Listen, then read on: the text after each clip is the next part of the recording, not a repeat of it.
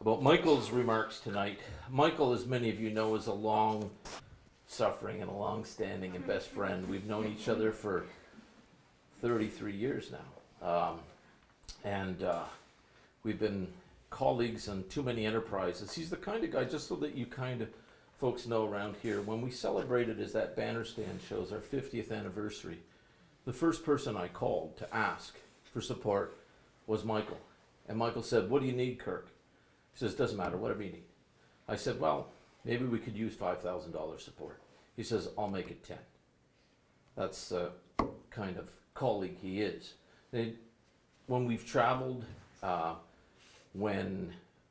we've had and Michael is joined by his lovely wife Donnaline tonight. Thank you, Donnaline, for joining us. We've traveled together. My boys have repeatedly remarked on Michael's driving skills, which are a combination of, Formula One Speed and and NASCAR. Yeah. Oh, was there a mailbox there, kind of thing? So anyway, we've had some interesting drives from across Ireland and Scotland and different places over the world. California, etc. But what it really boils down to, and I had occasion to repeat this last week, we were in Montreal for the Association for Canadian Studies in the United States biennial conference, is it really boils down to people who care, people who put in their time and effort. And Michael is fond of saying, and he's absolutely correct, it's all about human relationships. We've asked Michael to come here, and he's worked on programs with us to benefit our students for the Killam Fellowship Program, to benefit faculty for the distinguished Fulbright Chair in Quebec Studies, and other things over the years, where he's always and never let us down. Michael believes in the power of human connection and human communication, and for that, SUNY Plattsburgh and the Centre for the Study of Canada can be eternally grateful. With that, I'm pleased to turn it over to my colleague Michael Hawes, who will speak to us tonight on the title of A Country Divided, Understanding the 2019 Canadian Federal Election. Mike, please.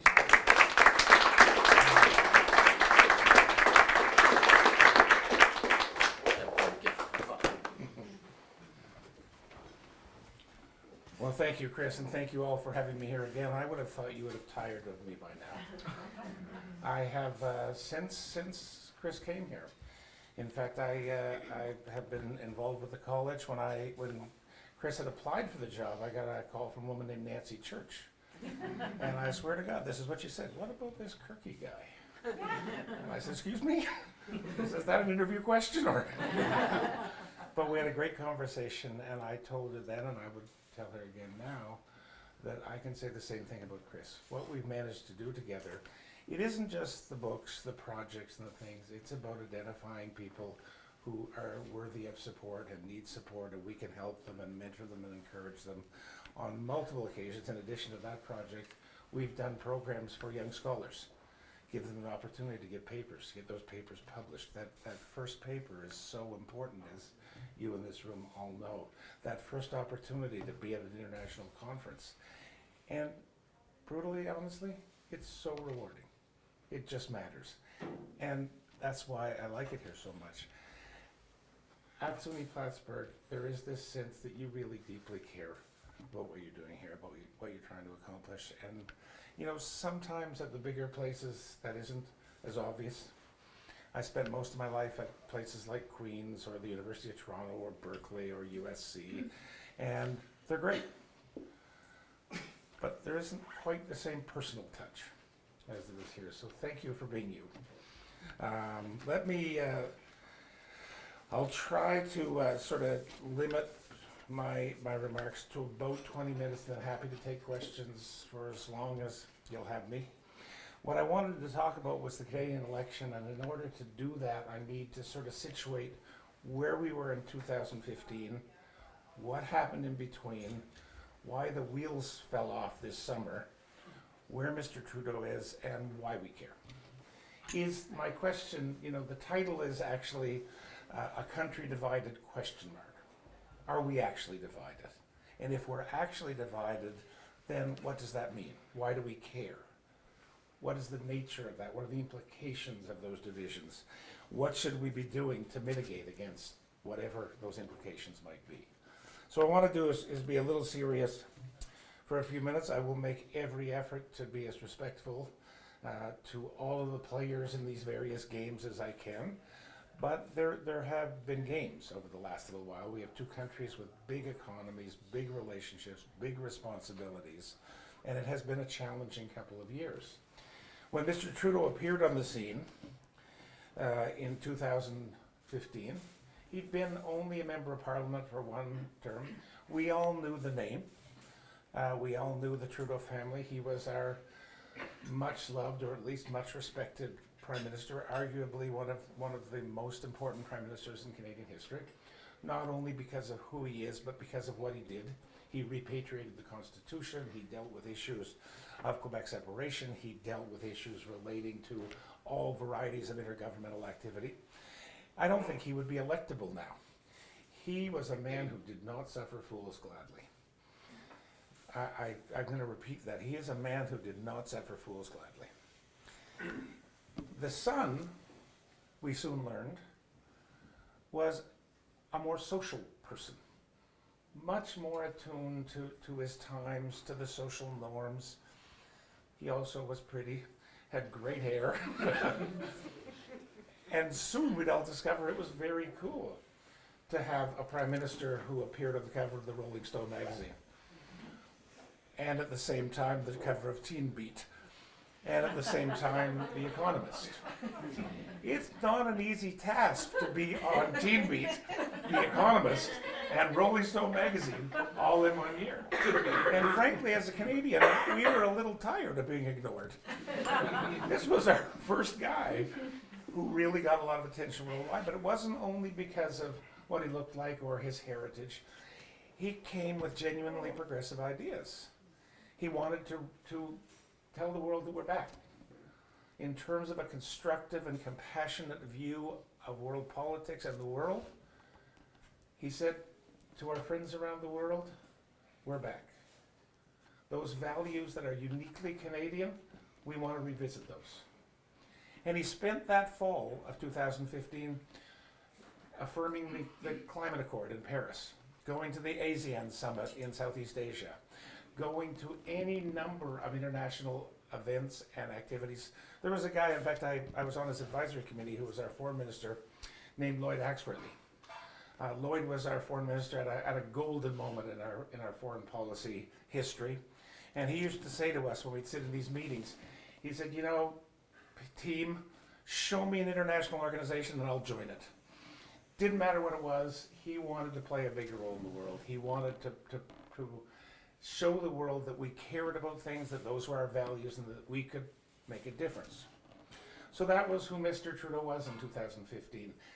He promised that he would have a development policy that was driven by the maternal health of women in the developing world, that he would have a development strategy that was feminist in its orientation, that he would help rebuild the infrastructure, that he would do what he could to address all issues relating to women and girls. And at the same time, get over and address some of our issues that we've suffered with on Indigenous persons. These were big promises, big plans. We're excited. Everything was great. And then the world in which we live changed just a little.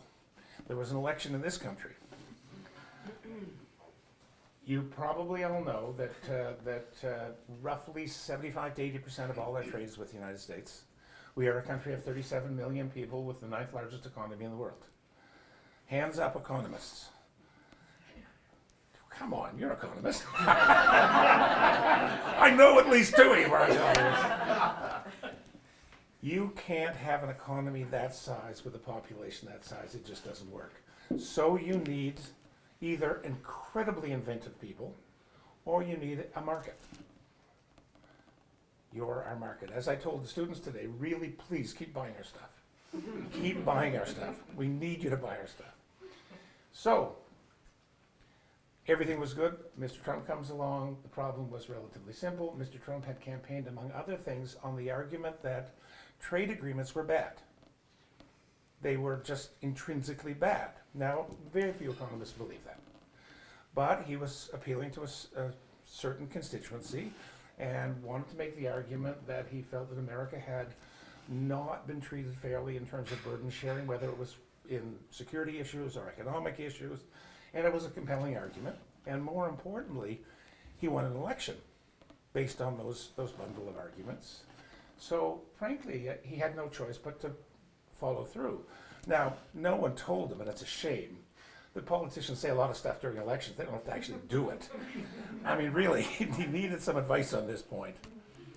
But he came, and one of the first things he did was cancel the Trans-Pacific Partnership, which was that trade agreement that we'd all been working on for several years to basically update and upgrade our current trade arrangements. Because when the NAFTA was signed in 1992, it was all about goods, a little bit of services.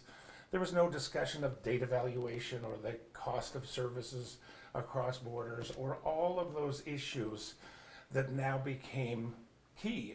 For instance, say the delivery of packages by a postal worker across borders. These were just not issues in 1992. So Mr. Trump said he was going to cancel the NAFTA, not renegotiate, not amend. He was going to cancel the NAFTA. For Canada, this was genuinely an existential challenge, an existential crisis, because for much of Canadians, our livelihood depended on a healthy relationship between us and our principal partner. More importantly than that, the negotiations did not go well. We sent, I was saying earlier at dinner, we sent our so-called dream team to Washington, several of whom were my students. I taught them trade policy, which I thought, man, this is cool. And then they apparently didn't learn some of the lessons, but we'll leave that alone. They went, but the problem was there was a disconnect between the practical reality of what was the best outcome for everybody and the political realities of what Mr. Trump needed to pursue based on the political promise he's made to his constituents. So we had a couple of difficult years, and they became even more difficult because there were some heated moments at the Quebec summit where Mr. Trump was angry at Mr. Trudeau. That didn't go very well. But the truth of the matter is, that wasn't that big of a deal. All of this led to the summer of 2019. We've got another election coming up. Mr. Trudeau had promised all these great things about resolving Indigenous issues, about women and girls, about infrastructure, but he had been sidetracked. He'd been sidetracked by a genuine existential crisis. The bottom line is, he's there in Ottawa minding his own business, making plans to do all these things. Now, I can't promise he would have done those things. It's counterfactuals are exactly that. Except what I do know, living in Ottawa, and I've sat on various ministerial committees, and I work with the folks we're talking about, there was no bandwidth left for anything else. Literally no bandwidth left for anything else. If you couldn't solve the trade problem, the other stuff didn't matter, because you wouldn't have any money to do anything. So here we are stuck with this problem. So when we get to the summer of 2019, you have a prime minister who started off making all these promises, and although frankly he did more on Indigenous issues than any prime minister we've had, he did more on women and girls than any prime minister we've ever had, but his accomplishments didn't match the grand language of his promises in 2015. And then there were a couple of other issues. First of all, he likes to dress up. We really wish he wouldn't dress up. The brown-face, blackface issue was one, dressing up as Aladdin. I mean, just a general point, who cares what color you are? Do not dress up as Aladdin. It's bad plan.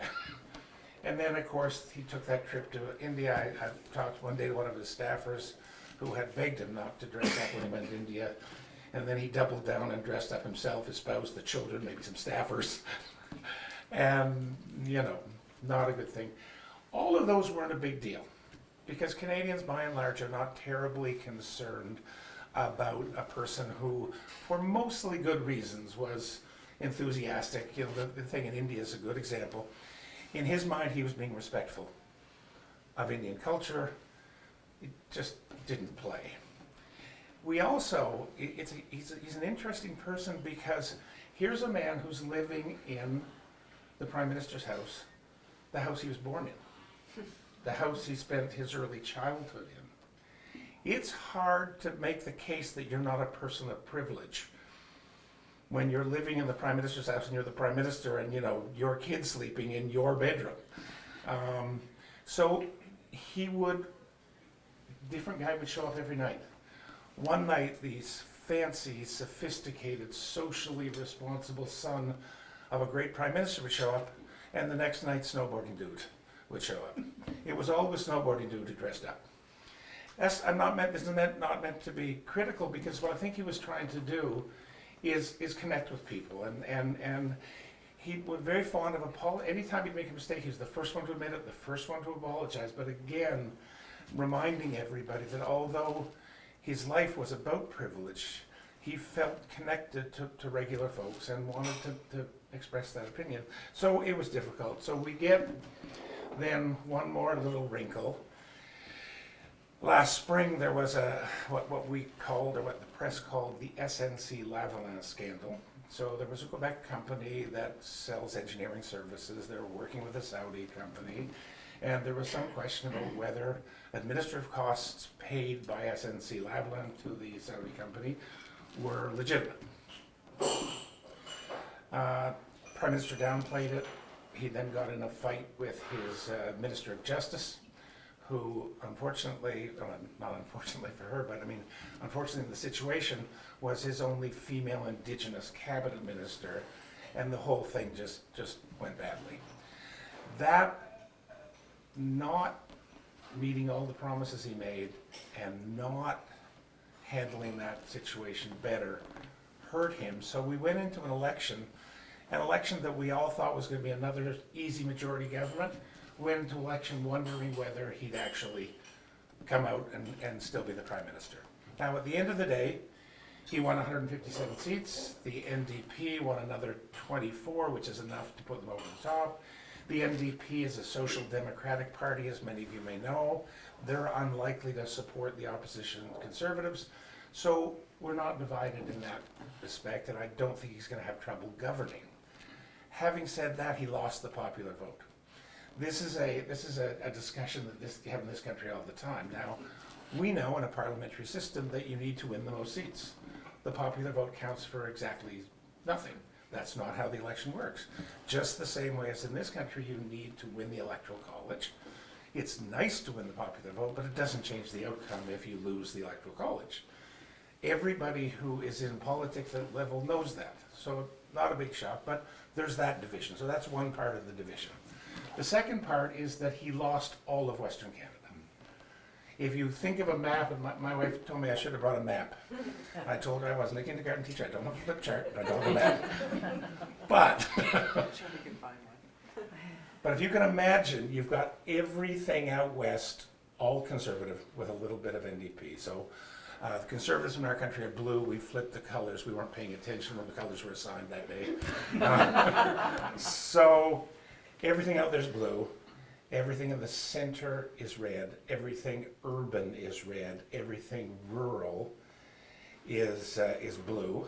Everything female is red.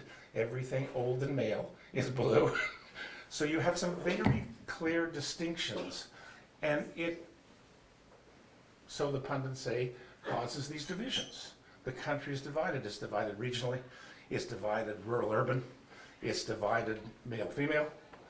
And to a very great extent, that's true. And technically, it's true. But my argument is, A, it's been ever thus in Canada. The West is almost always Conservative. We had two very prominent cabinet ministers. We lost those cabinet ministers. But again, Alberta, Saskatchewan, Manitoba are typically Conservative. Urban places are typically Liberal. This is not a new thing for us.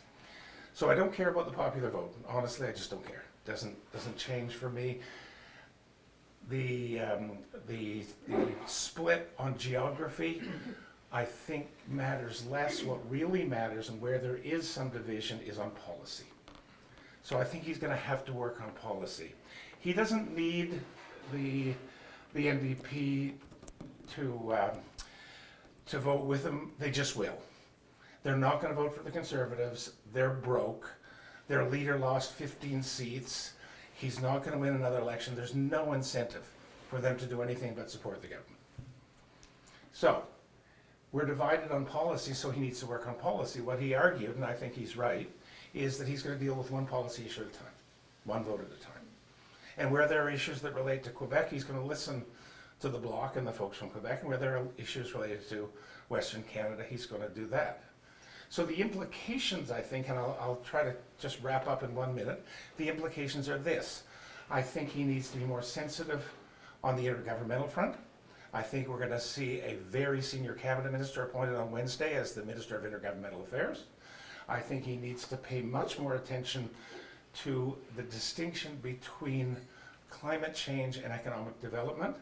And I'm guessing that the ministry that he calls the Ministry of Climate Change and the Environment is going to turn out to be two ministries with two fairly significant cabinet members, because what they're looking for in Alberta is to return that economic growth, return to that economic growth that they've been so pleased to have experienced. So that means pipelines, and it means more support for energy development projects, while at the same time he's firmly committed to climate change. So it's going to be a tough balancing act. So what we're going to see, I think, and what the implications of these divisions are, is we're going to see a government that's pulled slightly to the left, a government that is still sensitive to the economy. He's been in favor of the pipelines the whole time, and a prime minister who's going to have to accept the fact that this was a referendum about his leadership style, and he's going to have to address some of those issues. So what we have, I think, is not a country divided, but a country with divisions. And it's now really up to him and his cabinet and his government to address those divisions. And to be honest, since I'm not good at predicting the future, time will tell. One last thing, I think we need to appoint a new ambassador to the United States. And my guess is that person is going to be someone that will be surprising to us all. Maybe a former conservative, high-powered conservative like Rona Ambrose from Western Canada. Or maybe another woman, Lisa Raitt, who just lost her seat in a rural riding in Ontario, in Milton, Ontario, who would be an interesting choice, extremely bright, extremely capable, but represents a group of people that typically don't support this party and would bring a different perspective to the table. And given that part of his brand is about gender, and we're likely to see the next US ambassador to Canada also a female. We've just had Kelly Craft. My guess is that and for us, the US ambassador, it's not like sending an ambassador normally. This is, again, given the fact that the relationship is such that it's so critical to us, who sent to Washington really matters. I mean, it really matters. So, I'm going to end there. If you have questions, or if you just want to simply reject everything I said, that's good too.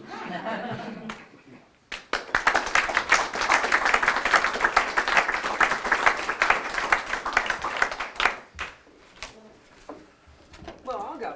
Okay, sure. So, sounds very much, he started his tenure as Prime Minister trying to look outward and to brand and reach the whole world and to state how important Canada is. And now perhaps it's introspect and has to go back into the country and pay a little bit more attention internally. Is that a good way to Absolutely, paraphrase? absolutely. He started out, and having won a majority, he probably could have done that. The country was united, they were supportive of him, the things that he promised to do were campaign promises. And as I said earlier, politicians don't always live up to campaign promises, but generally speaking, people like it when they do, because that's what they signed on for.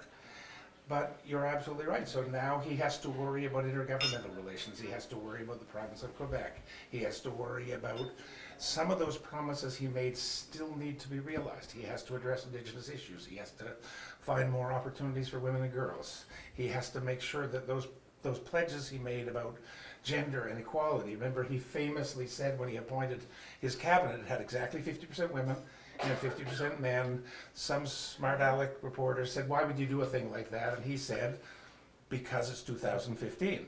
It's because it's 2015. The next challenge has to make sure that those cabinet ministers who are female are high profile, highly functioning, influential cabinet ministers, or that they have important jobs like our ambassador to the United States. So I think it's going to be a bit of an inward-looking period, at least for the next 18 months, say. Sir? So many people know more about politics than me, but I'm just going to give up right away. Do you think that Trudeau is waiting on the USMCA till the United States acts, Yes, sir. and then will immediately act? Yes, 100%. I told you. You know more than I do. I think what we have here is a situation where we're unlikely to see the United States Congress move on this any time in the very near future. That there's too many other things going on. It may very well be after the election. And the view in Canada, at least the view in Ottawa, is that they'd be prepared to act as soon as the starter pistol is fired. So absolutely. Thanks. Sir.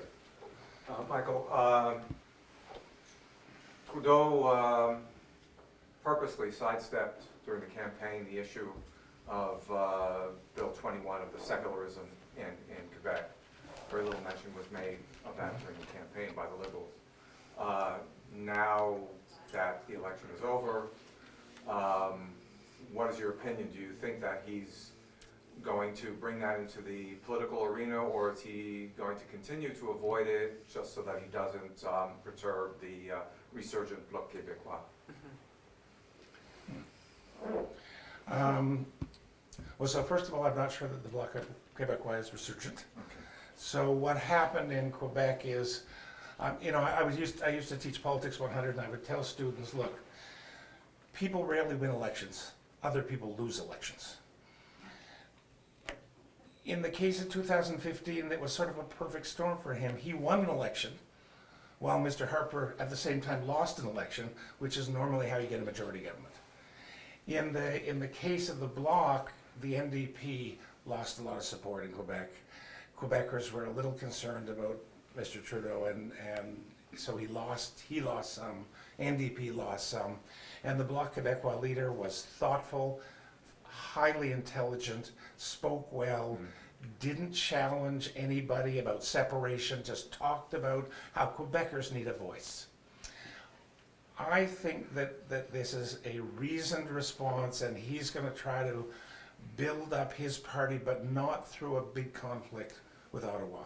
So I'm not suspecting that's going to be a big issue. The hope, of course, is that the good folks in Quebec will understand that this is probably not the best strategy as they move forward. But they have to resolve that internally. But it could easily blow up. I don't think it will, but it easily could.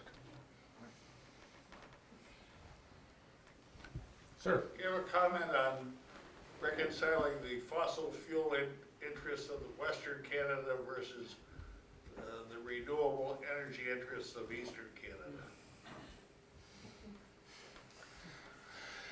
No. 2 minutes. How long do you have? I mean, the truth of the matter is fossil fuels are not going to disappear overnight, and our need for fossil fuels aren't going to disappear overnight, but the balance is changing. I saw on television last night, I thought I was having a dream. There's a new, not a hybrid, an electric Mustang. Yeah. It's SUV. Mustang. If there was a boy racer ever made, it was a Mustang. We're moving in the direction where renewable energy is increasingly important and increasingly part of our world, and Western Canada, as dearly departed Jim Prentice once said, is going to have to get used to living a normal life. The cost of fossil fuels is not going to skyrocket again anytime soon. The relative share of the marketplace is going to decline. But part of his problem is that intergovernmental issue where Alberta, he has no representation in Alberta, and he needs them to feel that they're part of the country. Remember the old comment about Quebec, when Quebec was threatening to leave, the comment was, my Canada, the tagline was, my Canada includes Quebec. Well, my Canada also includes Alberta. So we need to find a way to make sure that we can work with the good folks of Alberta, recognize the fact that fossil fuels aren't going to simply disappear overnight. But there's another piece to that which might even be more complicating. Remember what the single largest export of the province of Quebec is. It's hydroelectric power. So you've got fossil fuels, you've got renewable energy in Ontario, and then you've got a government in Quebec that cares about the north, the river, and hydroelectric power. And the Montreal Canadiens. And the Montreal Canadiens. I personally like the river. Please. Do you see any shifts in immigration policy in Canada? I think that that's one of the... Repeat the question, please. Yes, the question is, do I see any changes in immigration policy in Canada? In my view, I think that's one of Mr. Trudeau's great successes. We have built a country on new Canadians, on new individuals, on growing the economy. We need more people. We need more smart people. His view on the resettlement of Syrian refugees was pretty expansive. There's still geography here, so we could have taken even more Syrian refugees. But the difficulty, of course, is it's not a natural path to go from Syria to, Mississauga.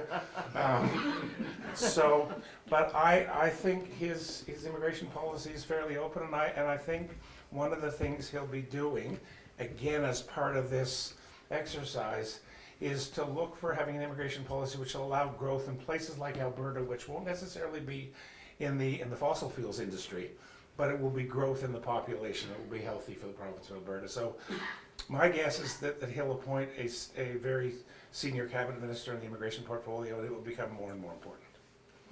And I don't know if this is true, but there's a general feeling in Ottawa that there's a little bit of movement away from openness with respect to immigration around the world. And this is an area where we'd like to show a little leadership. And of course, it's selfish because it's good for us. Yes? Just quickly, what do you think Mr. Trudeau's policy advances will be around anti-racist initiatives, given the blackface and given also the influence of the leftist agenda in the parties? I hope very positive. Yeah. I It's in think history. his own missteps. He's a guy who likes to apologize. He really likes to apologize. He likes to own mistakes he's made, and he likes to apologize for them. And again, I'm not saying this to be flippant. I think that will drive him to do more things in this area. I think, as I said before, he needs the NDP, but he really sort of has them. But I think they'll pull him a little bit to the left on issues like that in particular. So I think there's going to be a natural movement to the left. The challenge is going to be back to issues where there's less progressive views with respect to persons, others. There's the sense of otherness. So I think, it's always going to be a challenge. We also haven't talked about the fact that global trends aren't as positive in this area as we would like. We're on the verge potentially of a global economic slowdown. The international economic order and political order is fragmenting. So there's going to be an awful lot of challenges, and all of these pieces, in my view, are interconnected. It's hard to separate the immigration issue from the issue you're discussing. It's hard to separate the global slowdown from immigration and from you. So we're going to, it's not a good moment to be a progressive leader in the world, or it's not. It's always a good moment to be a progressive leader. It's not it's an especially challenging moment to be a progressive leader. Stop me. I'm not. I've learned a long time ago that's not a good strategy. Any final comments or observations from Michael? Well, please join me in thanking Michael for his work.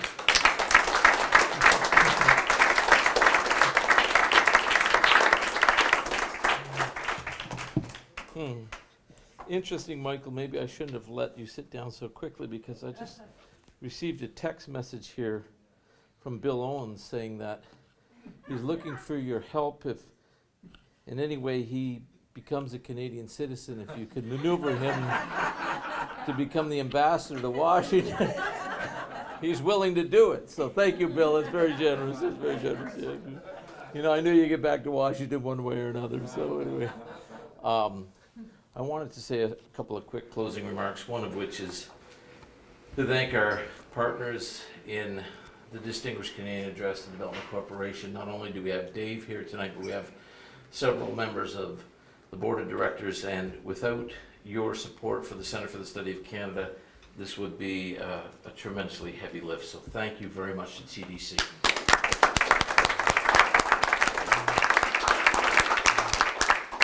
And finally, I'd like you to join me. There's a lot of folks here from SUNY Plattsburgh. I'm going to just quickly name a few. You may have, when you came in tonight, met James and Carlos at the front desk. We've had a number of work study students who've been good enough to put up with us, particularly me, at the center over the years, but we've never had two wonderful young men like this. So thank you, boys. Really appreciate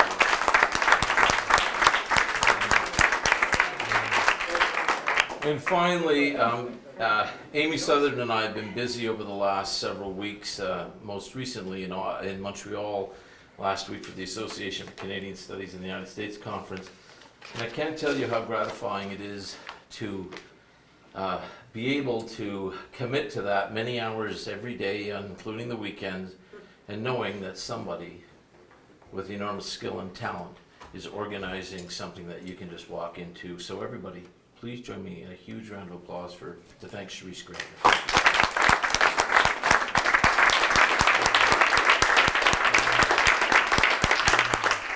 We hope you've enjoyed your evening. Continue your conversations, and thank you for coming to the 2019 Distinguished Canadian Address. Thank you.